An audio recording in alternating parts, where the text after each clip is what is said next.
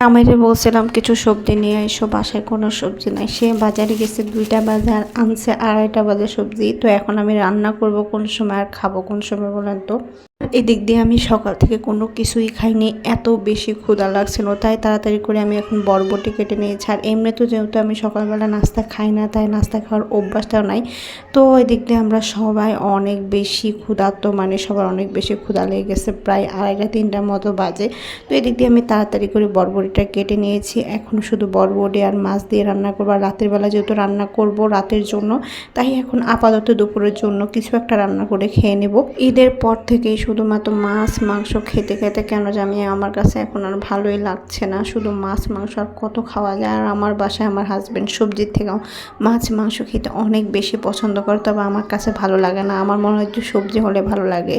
তো সেই বলছিল দুপুরবেলা মাছ মাংস থাকলে সেটা রান্না করে। আমি বলছিলাম না, যাও বাজারে যাও, কিছু সবজি নিয়ে আসো।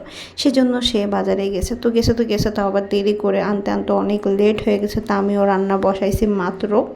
যাই হোক, এদিক দিয়ে আমি অনেক বেশি তাড়াহুড়া করছিলাম, আর যেহেতু আমার এক চুলা হইতে অনেক বেশি সময় লাগে। যাই হোক, আমার বরবটি রান্না প্রায় কমপ্লিট হয়ে গেছে। এখন আমি ভাত বসাই দিব। তো ভাত বসাই দিয়েও আমি চলে গিয়েছিলাম অন্য কাজ করতে। তো এই দিক দিয়ে আমার ভাত তরকারি হয়ে গেছে, হতে হতেও সময় লেগে গেছে, প্রায় 4টা বেজে গেছে। এখন আমি খেয়ে নেবো, তাড়াতাড়ি অনেক বেশি ক্ষুধা লাগছে।